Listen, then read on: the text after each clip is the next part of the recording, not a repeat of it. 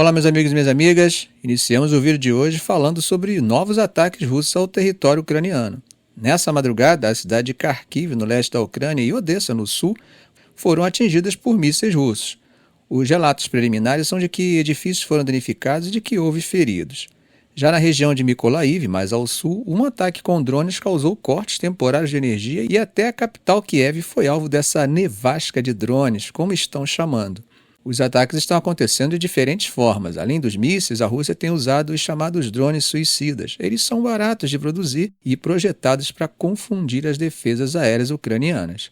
Segundo a Força Aérea Ucraniana, dos 145 drones usados durante a noite, 71 foram abatidos. Outros, no entanto, foram desviados por medidas de guerra eletrônica. Zelensky, como já virou quase que padrão, pediu à comunidade internacional mais pressão sobre a Rússia. Ele acredita que sanções mais severas e o bloqueio de componentes para a fabricação de armas poderiam frear esses ataques. Além disso, ele solicitou mais apoio militar para fortalecer as defesas do país. Em Kharkiv, um dos mísseis russos deixou pelo menos 23 pessoas feridas e causou danos em mais de 40 edifícios. Já em Odessa, foram 10 feridos em outro ataque. E na região de Zaporizhia, instalações industriais foram atingidas.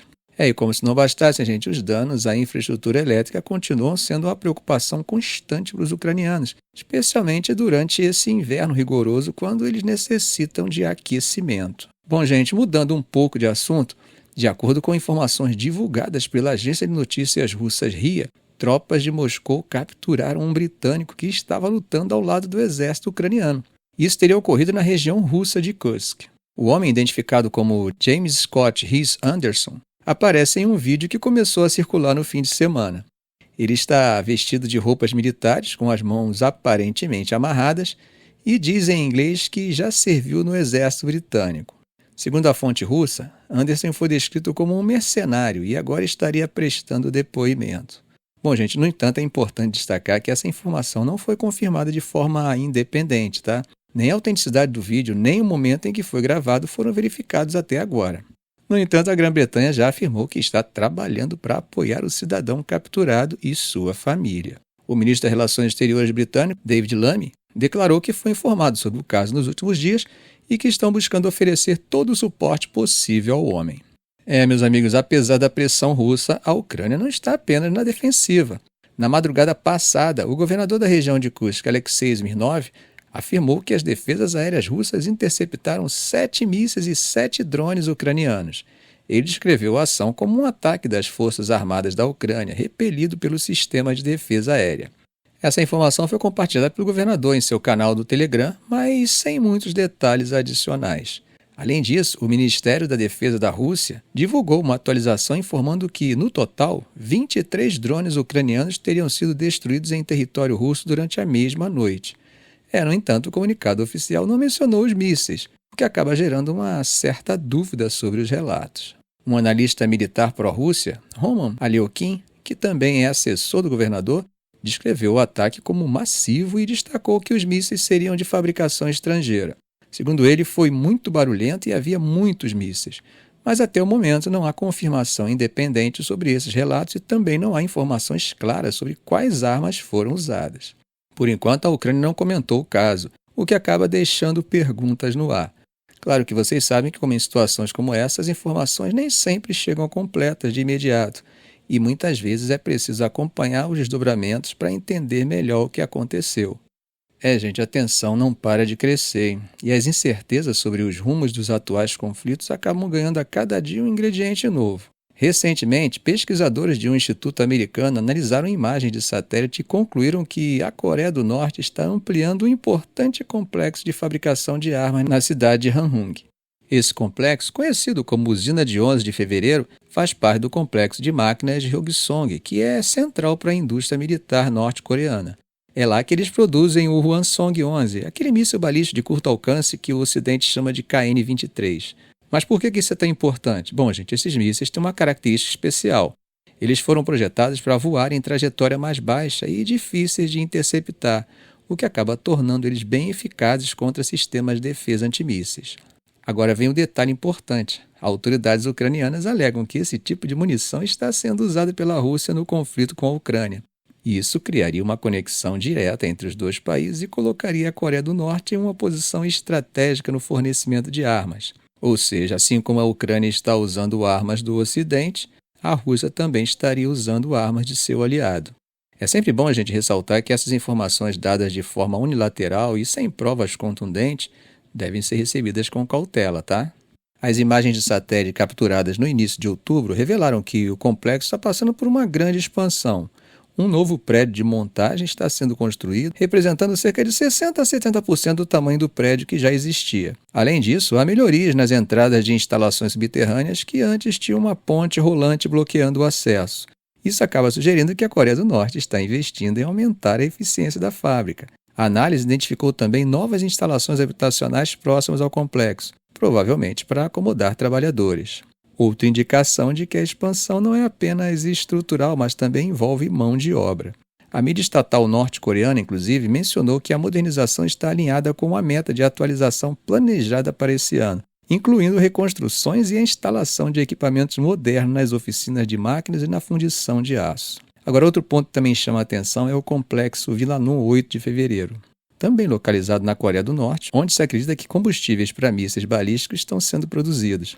Analistas sugerem que a construção em andamento nesse local pode ter como objetivo aumentar a produção de propelente sólido e de UDMH, um combustível líquido essencial para motores de foguetes. Essa capacidade ampliada de fabricação de armas e combustíveis é vista por analistas como um reflexo do desejo de Pyongyang de fortalecer seu arsenal militar, mas também pode estar ligada à sua crescente cooperação com Moscou.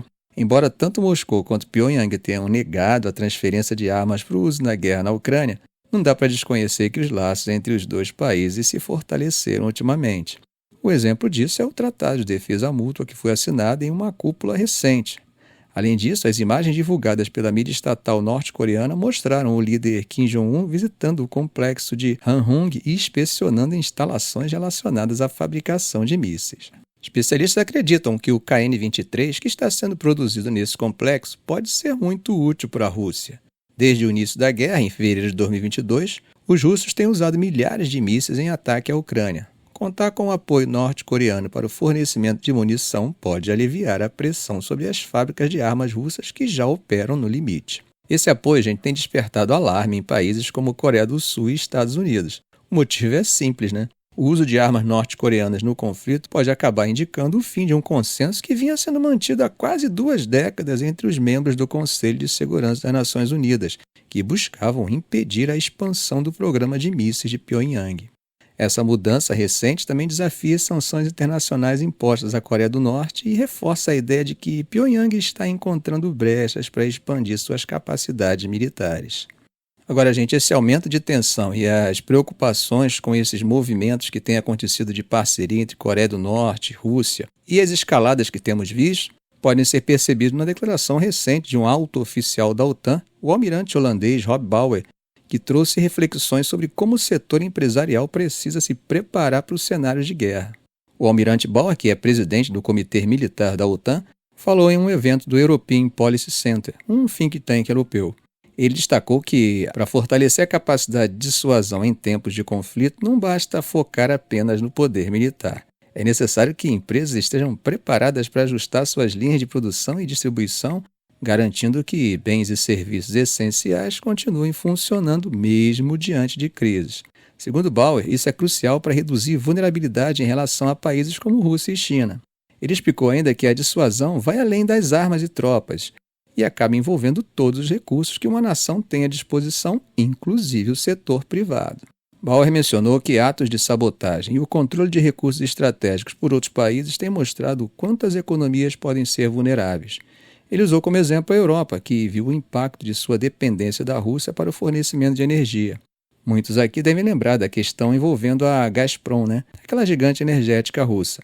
O que parecia ser um simples contrato comercial acabou se revelando algo muito mais complexo envolvendo decisões diretas do governo de Moscou. O almirante também fez uma comparação com a infraestrutura e os bens de origem chinesa. Ele apontou que, embora as empresas acreditem estar lidando com fornecedores ou marcas, na prática, isso significa estar indiretamente ligado ao governo chinês liderado por Xi Jinping. Outro ponto importante trazido por ele foi a dependência ocidental em relação à China para certos insumos críticos. Ele citou números impressionantes. 60% de todos os materiais de terras raras usados em tecnologia avançada, como o smartphone e veículos elétricos, são produzidos na China e 90% são processados lá. Além disso, muitos ingredientes químicos para medicamentos como sedativos, antibióticos e anti-inflamatórios também vêm da China. Aí o Almirante foi direto, né? Ele disse que acreditar que o Partido Comunista Chinês não usaria esse poder estratégico em uma situação de conflito é pura ingenuidade. Para ele, as decisões comerciais tomadas hoje pelas empresas europeias e americanas podem ter consequências estratégicas para a segurança nacional de seus países. E aí, gente, o que vocês acham? Será que ele realmente tem razão? Ficamos por aqui. Se esse vídeo foi útil a você, faça um comentário, compartilhe em suas redes sociais, dê um like. E é claro, se ainda não for inscrito, inscreva-se no canal e ative o sininho para não perder os próximos vídeos. Ok, gente? Um grande abraço do professor Arão Alves.